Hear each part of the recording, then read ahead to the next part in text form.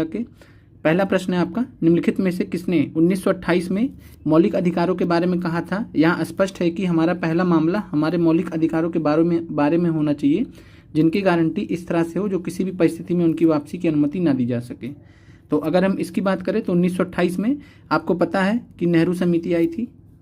Modern history में भी आपने पढ़ा है कि नेहरू समिति 1928 में आई थी और इसको 28 अगस्त 1928 को लाया गया था।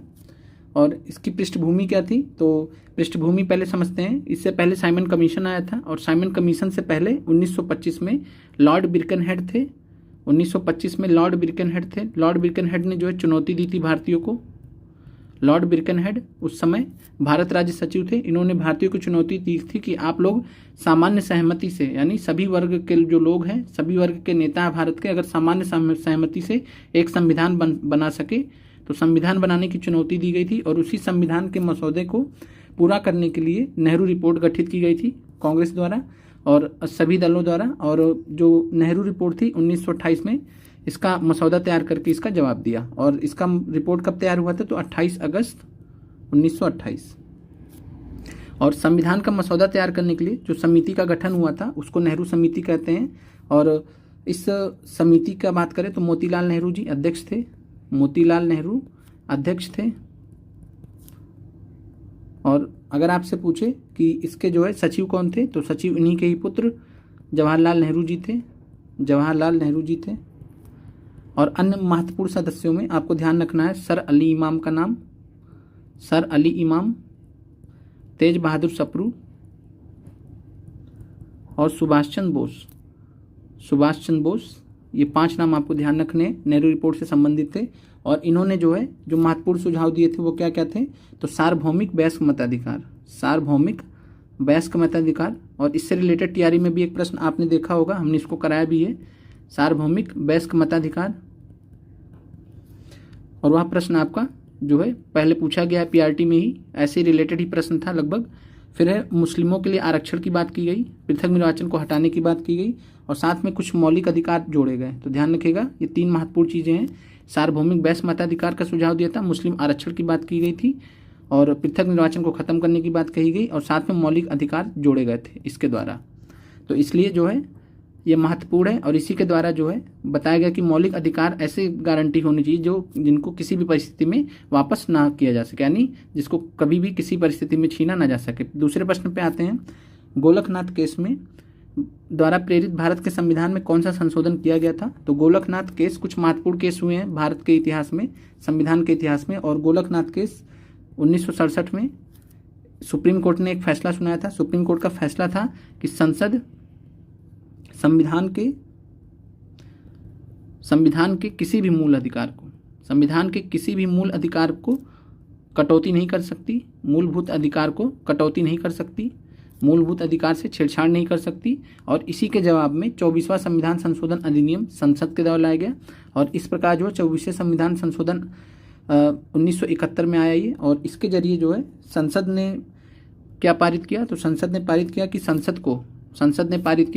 संसद को जो है संविधान के मूलभूत अधिकार को किसी भी भाग का संशोधन करने का अधिकार है। तो संविधान के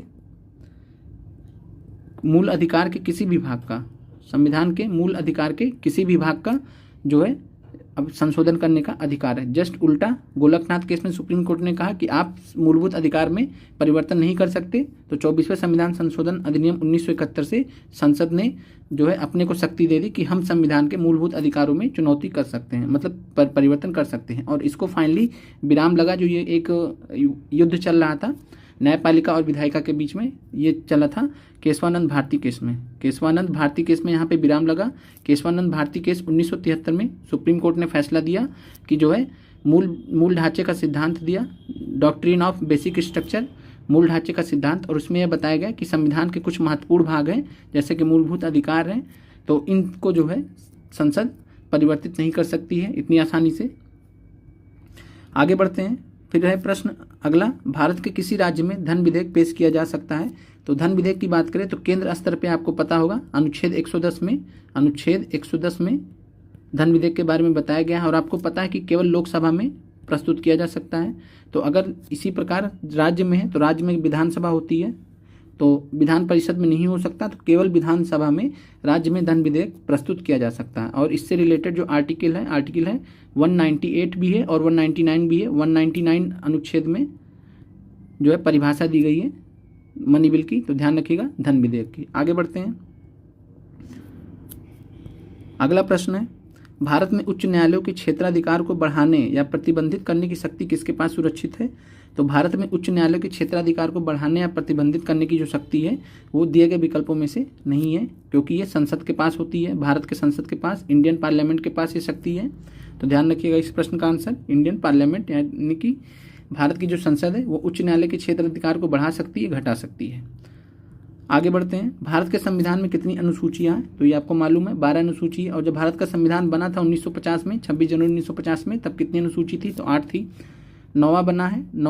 नौवां अनुसूची किससे बना? तो पहले संविधान संशोधन अधिनियम 1951 से। 10वां अनुसूची बना है 52वें संविधान संशोधन अधिनियम 1985 से। फिर 11वां अनुसूची बना है 73वें संविधान संशोधन अधिनियम 1992 से। और 12वां भी जो है 74वें संविधान संशोधन अधिनियम 1992 से। तो 4 अनुसूचियां बाद में ऐड की गई हैं। अब आगे बढ़ते हैं। भारत में क्षेत्रीय परिषदें निम्नलिखित में से किसके अंतर्गत प्रदान की गई हैं? तो भारत में क्षेत्रीय परिषद जोनल काउंसिल्स होती हैं, रीजनल काउंसिल्स भी बोलते हैं इनको। तो जो ये होती हैं ये राज्य पुनर्गठन आयोग, राज्य पुनर्गठन अधिनियम 1956, स्टेट रीऑर्गेनाइजेशन एक्ट 1956 के माध्यम से क्षेत्रीय परिषदों को जो है यहाँ पे प्रदान किया गया भारत में। और इसके अंतर्गत अगर हम देखें तो 5 प्रकार की क्षेत्रीय परिषदें हैं। कौन कौन सी? बीच में आपका मध्य परिषद आ जाएगा, मध्य, ऊपर उत्तरी आ जाएगा, जैसे हम दिशा देखते हैं, नीचे दक्षिणी आ जाएगा, इधर पूर्वी आ जाएगा और इधर पश्चिमी आ जाएगा। ये 5 आपके जो है क्षेत्रीय परिषदें हैं भारत के मानचित्र के हिसाब से। आगे बढ़ते हैं। भारत में भाषाई प्रभाग 1956 के अंतर्गत राज्यों और केंद्र शासित प्रदेशों की संख्या कितनी थी? तो इसकी अगर हम बात करें तो सही आंसर आपका 14 और 6 है। 14 राज्य थे और 6 केंद्र शासित प्रदेश थे। और इससे जुड़ा जो था वो फजल अली आयोग था, फजल अली आयोग। और फजल अली आयोग को राज्य पुनर्गठन आयोग भी बोला जाता है। 1953 में इसको बनाया गया था और फजल अली अध्यक्ष थे। फजल अली अध्यक्ष थे। और इसके अलावा बात करें तो के.एम. पणिक्कर 3 सदस्य थे। ध्यान रखिएगा तीनों का नाम, के.एम. पणिक्कर और एच.एन. कुंजरू, ये 3 नाम याद रखिएगा। 3 सदस्यीय थे और अध्यक्ष थे फजल अली, के.एम. पणिक्कर और एच.एन. कुंजरू अन्य सदस्य थे। और इन्होंने जो है सितंबर 1955 में अपनी रिपोर्ट सौंपी थी। सितंबर 1955 में अपनी रिपोर्ट सौंपी। फिर 1956 में जो है कानून बना और वो कानून का नाम था राज्य पुनर्गठन आयोग अधिनियम। तो राज्य पुनर्गठन आयोग अधिनियम 1956।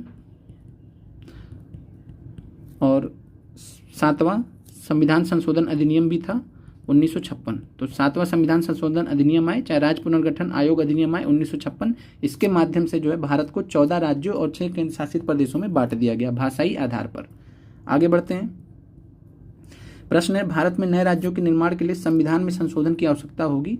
तो नए राज्यों का निर्माण परिवर्तन संबंधी जो संशोधन की आवश्यकता होती है साधारण बहुमत के साथ में होती है, यानी 1/3। तो साधारण बहुमत के साथ में संसद जो है भारत में नए राज्यों के निर्माण कर सकती है। और इसमें जो है साधारण बहुमत के साथ में संविधान ने शक्ति दे रखी है। और एक हिसाब से देखा जाए तो भारत में जो संसद है वो राज्य को, किसी भी राज्य को छोटा बड़ा कर सकती है, 2 राज्य को मिला सकती है। उससे रिलेटेड जो है जो सारी शक्तियाँ वो संसद के पास हैं। आगे बढ़ते हैं। संसद की लोक लेखा समिति के अध्यक्ष की नियुक्ति की जाती है। तो संसद की लोक लेखा समिति पब्लिक अकाउंट्स कमेटी बहुत ही महत्वपूर्ण समिति होती है। इसमें 22 सदस्य होते हैं, 15 होते हैं लोकसभा से, 7 होते हैं राज्यसभा से। और ये जो सभी सदस्य होते हैं ये लोकसभा अध्यक्ष द्वारा जो है ये नियुक्त किए जाते हैं। तो इसी प्रकार जो है जो लोक लेखा समिति के अध्यक्ष होते हैं, लोक लेखा पब्लिक अकाउंट्स कमेटी के जो चेयरमैन होते हैं वो किसके द्वारा? तो लोकसभा अध्यक्ष द्वारा ही नियुक्ति की जाती है सभी की।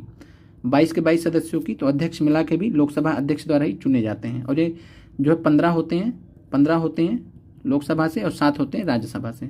इसके अलावा आपको प्राक्कलन कमेटी याद रखना है, पूछा गया है। प्राक्कलन समिति इसकी खासियत क्या है? एस्टीमेट्स कमेटी बोलते हैं, एस्टीमेट्स कमेटी। और यह सबसे बड़ी समिति है, संसद की सबसे बड़ी समिति है, कमेटी है। 30 सदस्य इसमें होते हैं, 30 के 30 लोकसभा से होते हैं। 30 के 30 कहाँ से होते हैं? लोकसभा से होते हैं। सबसे बड़ी समिति है संसद की। आगे बढ़ते हैं। अगला प्रश्न है, मैकमोहन रेखा किसके बीच विवाद का विषय है? तो आपको पता है मैकमोहन रेखा किसके बीच है? तो भारत और चीन के बीच, या भारत या तिब्बत भी बोल सकते हैं। और साथ में भारत और पाकिस्तान के बीच में कौन सी रेखा है? तो रेड क्लिफ रेखा है, रेड क्लिफ रेखा है। आगे बढ़ते हैं। अगला प्रश्न है, संयुक्त राष्ट्र परमाणु ऊर्जा आयोग की स्थापना कब हुई थी? तो United Nations nuclear energy commission, इसकी स्थापना 1946 में हुई थी। और संयुक्त राष्ट्र से संबंधित आपसे प्रश्न पूछता है, सभी से प्रश्न पूछता है, तो संयुक्त राष्ट्र संबंधी जितने भी प्रमुख आयोग हैं हम उनको आपका एक लिस्ट शॉर्ट्स के माध्यम से दे देंगे, तो वो ज़्यादा बेहतर रहेगा। क्लियर है? आगे बढ़ते हैं। कानून का शासन भारत के संविधान के किस अनुच्छेद में शामिल है? तो कानून का शासन, जिसको विधि का शासन बोलते हैं, रूल ऑफ लॉ, तो ये आपका दिए गए विकल्प में तो नहीं है। और ये आपका कहाँ पे? अनुच्छेद 14 में, अनुच्छेद 14 में है। और अनुच्छेद 14 की अगर हम बात करें तो अनुच्छेद 14 जो है विधि का शासन, ये एक हिसाब से संविधान के मूल संरचना का भाग भी है। और अनुच्छेद 14 क्या कहता है? तो विधि के समक्ष समता और विधियों का समान संरक्षण की बात करता है। तो विधि के समक्ष समता यानी समानता और विधियों के समान संरक्षण की बात करता है। तो इस प्रकार विधि का शासन कहाँ पे निहित है? तो अनुच्छेद 14 में, ये ध्यान रखिएगा। आगे बढ़ते हैं। पंचायती राज लागू करने वाला भारत का पहला राज्य कौन सा था? तो पंचायती राज लागू करने वाला भारत का पहला राज्य था राजस्थान। राजस्थान के नागौर जिले में, राजस्थान के नागौर जिले में बांगड़ी गांव, ध्यान रखिएगा, तो राजस्थान जिले में बागड़ी गांव था।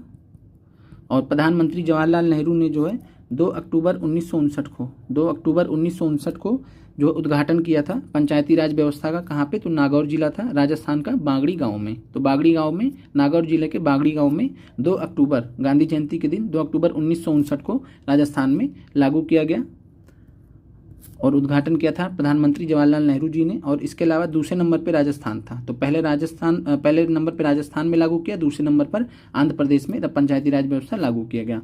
क्लियर है? और इससे संबंधित क्या था? तो बलवंत राय मेहता कमेटी, बलवंत राय मेहता समिति थी। और बलवंत राय मेहता समिति आपसे कई बार पूछा है किससे संबंधित है? तो पंचायती राज व्यवस्था से। और इसने जो है त्रिस्तरीय पंचायती राज व्यवस्था की सिफारिश की थी बलवंत राय मेहता समिति ने, और ये आई थी 1957 में। बहुत महत्वपूर्ण, कई बार पूछा गया आपसे कि बलवंत राय मेहता समिति किससे संबंधित है? तो बलवंत राय मेहता समिति आपका जो है पंचायती राज व्यवस्था से संबंधित है। और भारत में ये पहला, कह सकते हैं पहला था जिसने जो है पंचायती राज व्यवस्था संबंधित जो है सुझाव दिए थे। आगे बढ़ते हैं। फिर जयप्रकाश नारायण किसके समर्थक थे? तो ऐसे प्रश्न आपसे प्रियॉरिटी में पूछा था, आपको याद होगा दीनदयाल उपाध्याय से पूछ लिया था। तो ऐसे ही ध्यान रखिएगा जयप्रकाश नारायण जी के बारे में। बाकी हम शॉर्ट्स के माध्यम से आपको एक एक करके सभी महापुरुषों को कवर कर देंगे, वहाँ से आसानी होती है, जल्दी जल्दी टॉपिक्स भी खत्म हो जाते हैं। तो जयप्रकाश नारायण किसके समर्थक थे? तो जयप्रकाश नारायण पार्टी रहित लोकतंत्र के समर्थक थे। तो ध्यान रखिएगा पार्टीलेस डेमोक्रेसी, पार्टीलेस डेमोक्रेसी। और जयप्रकाश नारायण जी को जो है 1974 में संपूर्ण क्रांति के लिए जाना जाता है। इन्होंने संपूर्ण क्रांति का आह्वान किया था। बाकी डिटेल में हम इनके बारे में आगे पढ़ेंगे। फिर आगे बढ़ते हैं। बंगाल का गवर्नर जनरल, भारत का गवर्नर जनरल कब बना था? तो बंगाल का गवर्नर जनरल, भारत का गवर्नर जनरल आपको पता कब बना था? तो 1833 का चार्टर अधिनियम आया था उसके बाद। तो 1833 के चार्टर अधिनियम के बाद जो बंगाल का गवर्नर जनरल था वो भारत का गवर्नर जनरल बन गया था। और पहला भारत का गवर्नर जनरल ऐसा कौन था? तो Lord William Bentinck, Lord William Bentinck Bharat के प्रथम गवर्नर जनरल बने थे। और इसके अलावा जो है 1833 के चार्टर अधिनियम से जो अन्य प्रेसिडेंसी थी, जैसे बॉम्बे प्रेसिडेंसी और मद्रास प्रेसिडेंसी को अधीन ले आए थे, किसके? बंगाल प्रेसिडेंसी के, और सभी को एक कर दिया गया था। फिर भारत के संसद के किसी सदन का कोरम कितना होता है? तो सबसे पहला चीज आप जानिए कोरम क्या होता है। कोरम का मतलब होता है कि सबसे कम सदस्य लोकसभा में जितने पे लोकसभा चल जाए या संसद चल जाए, तो दोनों भाग के लिए, लोकसभा और राज्यसभा के लिए, ये संसद के सदस्यों का 1/10 है। यानी अगर 1/10 से कम लोग आते हैं संसद में, जैसे राज्यसभा में 250 हैं, 552 है यहाँ पे, ठीक है, लोकसभा में, तो अगर 1/10 से कम हुए, कुल मिला के समझने के लिए आपको है कि अगर 1/10 से कम हुए तो जो है कोरम न पूरा होने के कारण जो स्पीकर होंगे या चेयरमैन होंगे वो जो उस सत्र को या मतलब जो उस दिन का जो रहेगा उसको नहीं कराएंगे कंडक्ट। तो इस प्रकार जो संसद का कोरम का मतलब ये होता है कि जो है संसद में कितने लोग, कितने सदस्य कम से कम होने चाहिए कि उस दिन का काम चल सके। तो ये होता है 1/10 भाग, कम से कम 1/10 भाग होना चाहिए, यानी सदन की सदस्यता का 1/10 भाग। क्लियर है? आगे बढ़ते हैं। अनुच्छेद 3 से 52 के तहत भारत में राष्ट्रीय आपातकाल के दौरान किस अधिकार को निलंबित नहीं किया जा सकता? तो आपको पता है अनुच्छेद 352 में राष्ट्रीय आपातकाल के बारे में बताया गया। अनुच्छेद 356 में राष्ट्रपति शासन की बात की गई है। राष्ट्रपति शासन का मतलब होता है जो राज्यों में जब इमरजेंसी लगती है, लेकिन वहाँ के लिए नाम क्या दिया गया? राष्ट्रपति शासन। फिर 360 में आपको वित्तीय आपातकाल के बारे में बताया गया है। और 352 में राष्ट्रीय आपातकाल की बात करें 352 के अंतर्गत, तो इस दौरान किस अधिकार को निलंबित नहीं किया जा सकता? तो इसमें अगर बात करें संपत्ति का अधिकार, इसको निलंबित किया जा सकता है। बोलने और अभिव्यक्ति की स्वतंत्रता का अधिकार 19 के अंतर्गत ये भी निलंबित किया जा सकता है। कानून के समक्ष समानता का अधिकार ये भी निलंबित किया जा सकता है। तो आपका आंसर उपयुक्त में से कोई नहीं हो। ध्यान दीजिएगा कि जो है किस अधिकार को निलंबित नहीं किया जा सकता, तो आपका आंसर है आर्टिकल 19, माफ कीजिएगा आर्टिकल 20 और आर्टिकल 21। तो अनुच्छेद 20 और अनुच्छेद 21 को जो है राष्ट्रीय आपातकाल के दौरान भी जो है निलंबित नहीं किया जा सकता। और अनुच्छेद 20-21 क्या क्या है? तो अनुच्छेद 20 है अपराधों के लिए दो सिद्धि के संबंध में संरक्षण। तो लिख लीजिए अपराधों के लिए दो सिद्धि के संबंध में संरक्षण। इसके अलावा अनुच्छेद 21 सबसे महत्वपूर्ण है और प्राण और दैहिक स्वतंत्रता का अधिकार देता है, right to life and personal liberty. और आपसे अभी यूपीएससी में जो परसों पेपर हुआ है 16 तारीख को, उसमें प्रश्न पूछा गया था कि राइट टू प्राइवेसी, निजता का अधिकार किसके अंतर्गत आता है? तो राइट टू प्राइवेसी, निजता का अधिकार अनुच्छेद 21 के अंतर्गत आता है, ये भी ध्यान रखिएगा। तो यहाँ से आपको क्लियर है कि राष्ट्रीय आपातकाल के दौरान अनुच्छेद 20 और 21 को निलंबित नहीं किया जा सकता। इसके अलावा जो अन्य मूलभूत अधिकार उनको निलंबित किया जा सकता है। फिर है पिट्स इंडिया अधिनियम किस वर्ष अधिनियमित किया गया था, जिसने भारत में ईस्ट इंडिया कंपनी पर नियंत्रण करने के लिए ब्रिटेन में नियंत्रण बोर्ड की स्थापना का प्रावधान किया था? तो याद होगा 1773 में रेगुलेटिंग एक्ट आया था और रेगुलेटिंग एक्ट के माध्यम से कोर्ट ऑफ डायरेक्टर्स की नियुक्ति की गई थी। फिर 1784 में पिट्स इंडिया अधिनियम आया था और पिट्स इंडिया अधिनियम ने नियंत्रण बोर्ड यानी बोर्ड ऑफ कंट्रोल की स्थापना की थी, तो बोर्ड ऑफ कंट्रोल, और ये आया था 1784 में। तो आपका आंसर हो जाएगा 1784 पिट्स इंडिया अधिनियम। आगे बढ़ते हैं। फिर है स्वतंत्र भारत के संविधान का मसौदा तैयार करने के लिए राष्ट्रवादी द्वारा किए गए पहले प्रभावी प्रयास को ढूंढा जा सकता है। तो ये प्रश्न का आंसर आपको समझ में आ ही गया, हमने ऊपर भी डिस्कस किया है। तो स्वतंत्र भारत के संविधान का मसौदा तैयार करने के लिए राष्ट्रवादी द्वारा किए गए पहले प्रभावी प्रयास को हम कहाँ देख सकते हैं? तो नेहरू रिपोर्ट में। नेहरू रिपोर्ट ऐसा पहला प्रयास था भारत के लिए संविधान बनाने का। वो अलग बात है कि सरकार ने उसको जो है माना नहीं। फिर आगे बढ़ते हैं। निम्नलिखित में से किस अधिनियम ने बॉम्बे मद्रास प्रेसिडेंसियों को उनकी कानून बनाने की शक्तियों से वंचित कर दिया?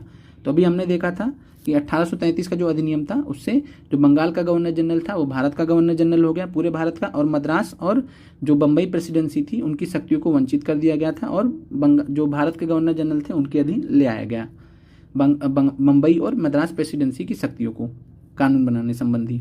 फिर एक साइमन कमीशन ने भारत के लिए परिकल्पना की थी। तो साइमन कमीशन की बात करें तो साइमन कमीशन से संबंधित आपको जो तथ्य आपको पता होना चाहिए कि 7 सदस्य थे इसमें, और अध्यक्ष इसके कौन थे? तो अध्यक्ष थे सर जॉन साइमन इसके अध्यक्ष थे। और इसके अलावा बात करें तो यह जो है 1927 में बनाया गया था। 3 फरवरी 1928 को यह भारत पहुंचा था, बम्बई पहुंचा था भारत में। तो 3 फरवरी 1928 ध्यान रखिएगा। इसके अलावा अगर हम बात करें तो इन्होंने जो सुझाव दिया था अपना, उस सुझाव के अंतर्गत जो है फेडरेशन की बात की थी, और उस फेडरेशन में अखिल भारतीय संघ कह सकते हैं।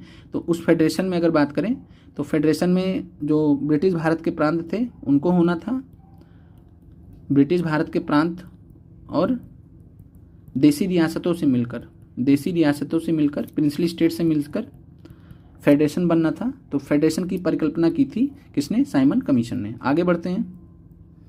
फिर किसके वायसराय कॉल में दमनकारी का अधिनियम, जिसे गैगिंग एक्ट कहा जाता, बनाया गया था? तो गैगिंग एक्ट या फिर दमनकारी अधिनियम, इसको हम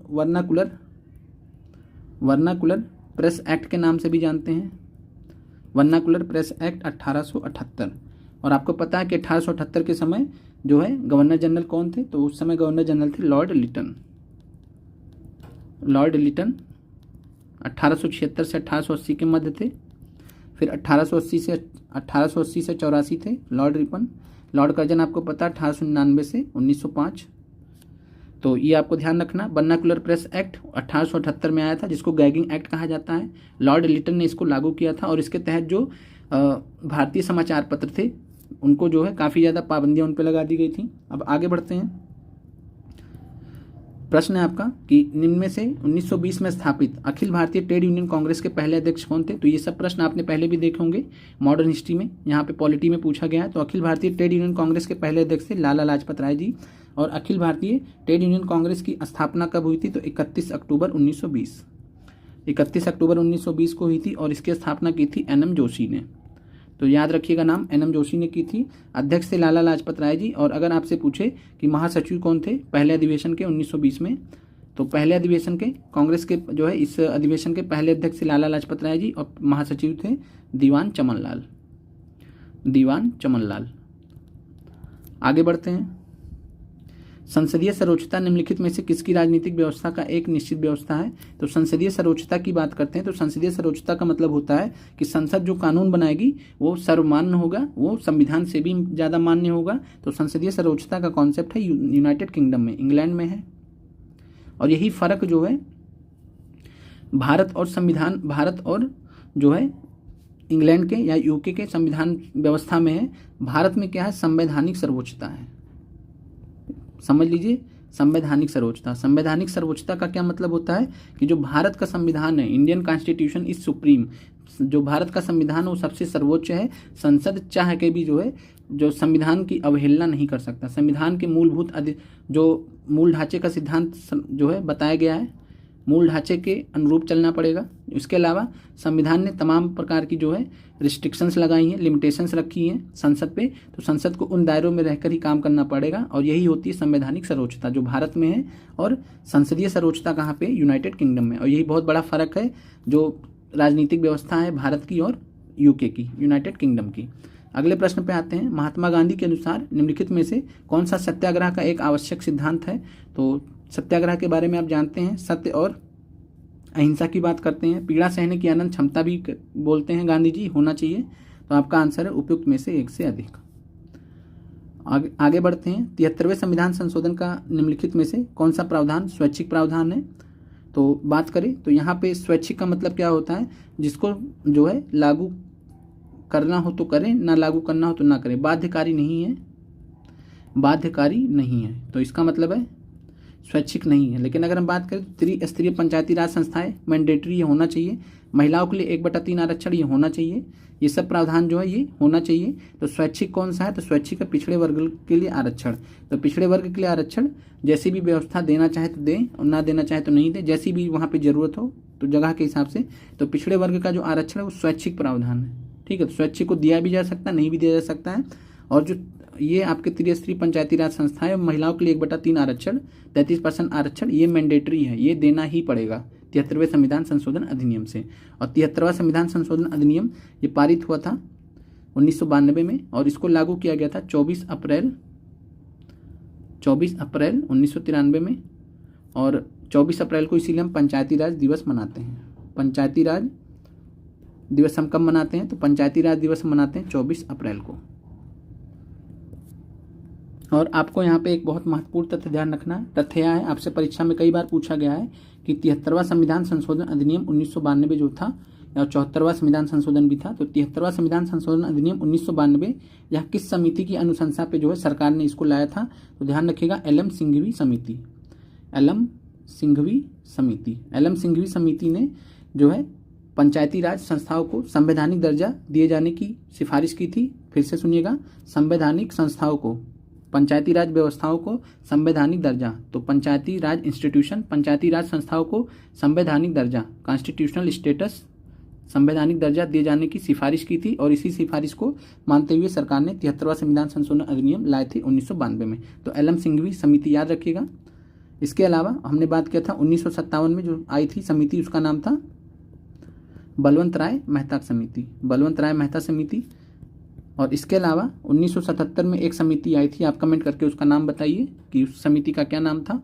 तो मिलते हैं अगले वीडियो में। आज का ये वीडियो पूरा होता है। आपको क्लास कैसी लगी आप लोग